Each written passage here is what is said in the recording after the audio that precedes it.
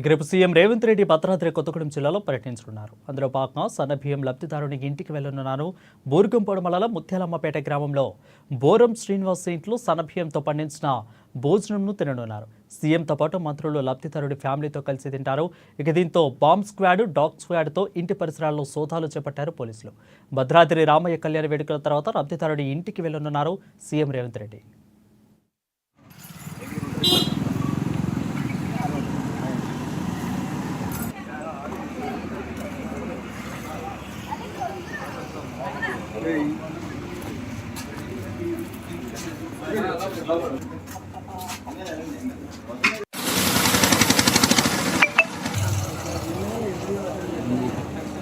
వీళ్ళందరూ వచ్చి first point తీసుకుని అయిపోవాలి. ఇక్కడ పెడితే మళ్ళీ కాదు.